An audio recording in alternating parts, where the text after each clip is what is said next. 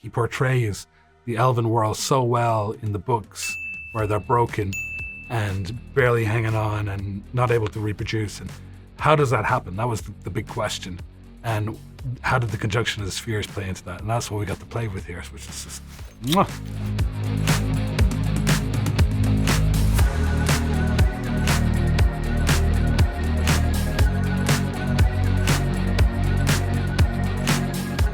Character is a story, like the narrator for this whole story. I was just wondering, what is it like to be joining the Witcher universe in an overarching role? It's an amazing existing universe. It's very exciting to jump into that. And to narrate the origin story of The Witcher is also, that's a great honor. Declan definitely made her a real poet and gave it a real gravitas to the beginning of the show. One of my favorite things that Sapkowski does is he has these ideas. For instance, the conjunction of the spheres, which is mentioned in a few sentences, and then is also said it is truly the origin of the continent as we know it. So you're kind of like, well, that's a pretty big event to not explore further. So what I love is that we get to expand upon the canon. We get to take those sort of gorgeous little seeds that Sapkowski lays out in his books, and then we get to take them and develop them into something that's a little more fleshed out.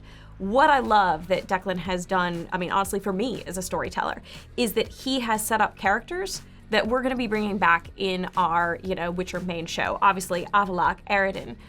These are characters that Witcher fans will know. It's a double-edged sword, because you look at it there, you go, this is fresh. No, I can do anything here. But you can't. You have to be careful, because you want it all to tie back organically to the world of The Witcher, and that people love in the games and the TV show and the books. But at the same time, you have to make it fresh and new and surprising to them. There's no point in just repeating something that we've seen in the elven world. It's 1,200 years before. It's what's the height of their society, What does that look like? And surprising people, the elves are different than we may have thought. You guys have Michelle Yeoh on the cast, and I'm wondering, she's a legendary actress to me, and I'm wondering what it was like to share a scene with her. Unbelievable. I can't tell you what her presence is like. She's an amazing, kind, brilliant person. But as soon as when we started filming, it was like, I don't know, I was trying not to drool and just go, being across her, because it was like every magnet in my body was sort of drawn to this brilliant person. So it was the hugest honor. She literally just put everybody at ease. I think she knows how, sensational she is, but still doesn't want that. She wants you to just treat her as part of the team. And that's why you fall in love with her even more through that, I think. But she's just so talented. Any of the choreography that we've done, she just breezes through. She was like water. I thought Meldoff was so equally parts charming and terrifying. And I'm wondering... That's good, that's what I was going for. You were so great. And I was just wondering, where did you pull from in terms of inspiration? I think when you've got really good writing behind it, the character kind of forms itself in front of you, and you're reading it. And what was great is when I would meet the costume designers and the creative team and the hair team and the art department about the cave. We were all on the same page, and I think that's to do with the writing. The writing really made Meldoff come to life, and then everyone wants to be a badass at some point in their life, so I put them boots on and I was like, I'm gonna make the most of this because I don't know if this will ever happen again. So I just had fun. I just really, had fun. And I think you're being too nice there. I think also the way you played it, things changed as we went along. Declan would add lines as we would go along. What was that line that he ran on set? Yeah, there's one line where I'm like, to you, where I'm like, if you fell into a bucket full of tits, you'd come up holding a cock. And that wasn't scripted, ad-lib. man. That was Declan running on and going, add brain. that.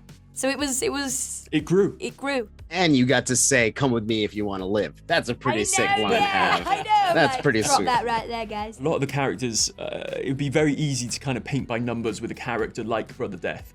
But again, to go back to the writing, I feel very privileged that, he's a big guy with a heart. And it's not very often you get to explore such raw emotion and pure and eternal love that he feels for Zachary and Meldoff.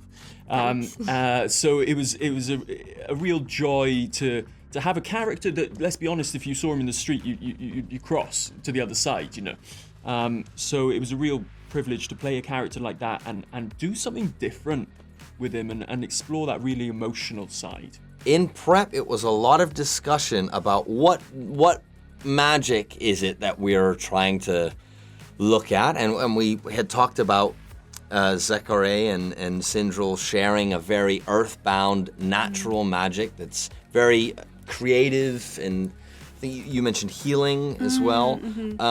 So then it was a discussion of, well, what looks like that might fit that idea, and trial and error for one. But we had a lot of discussions about what might be the best way to utilize this magic for the pair of us, because we share it as celestial twins. I've seen sort of elements, but I haven't seen some of the bits I've seen haven't been, fully completed yet.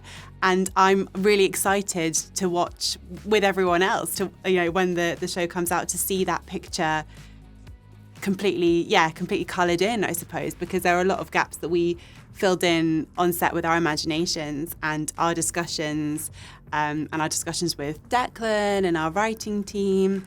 But I think that's truly part of the magic of shooting a fantasy series, is the amount of the kind of the feat of imagination you have to enter into wholeheartedly when you sign up to play a character with magic. And I think it was something that it was a challenge that I'll really cherish about this show. I want to skip ahead to spoiler territory.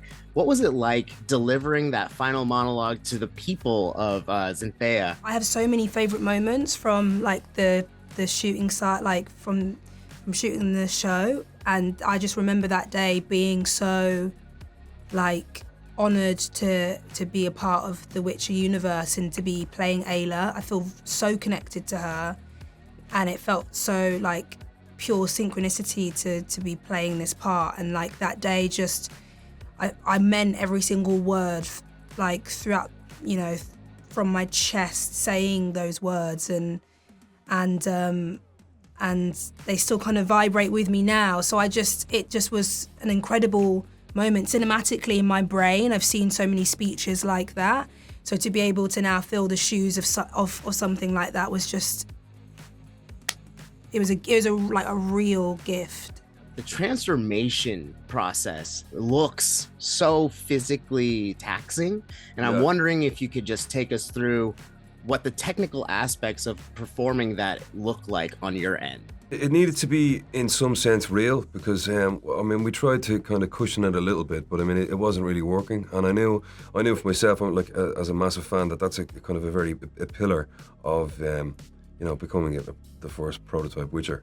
The Trail of Grass is extremely important. So it was taxing on the body. It took us about a week to get all the shots in. I worked with a movement coach called Paul Casey, and we really went through the motions about how to make it look and feel real. But again, you had to be restrained, and I said it to the rest of the cast, you need to literally restrain me, because I'm going to try and get out of this cave. I don't want to do this. So they went for it, and I went for it, and my body paid for it.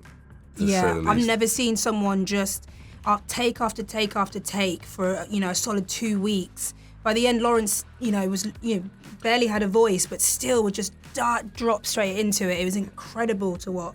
Yeah. I can't wait for people to see it. I think, I hope they like it, because it was a lot. I have to ask, because given the universe and all the cool props and costumes, I have to ask if you nicked anything from set for yourself. There wasn't anything to steal. Not that I would have stolen anything, but there really wasn't, on our set, in the forest. There wasn't anything to steal. I'm not a natural thief, though. I'm sorry to tell you, Lauren, I'm not. But I would have kept my ears, but when you take them off, they kind of get destroyed as you take them off.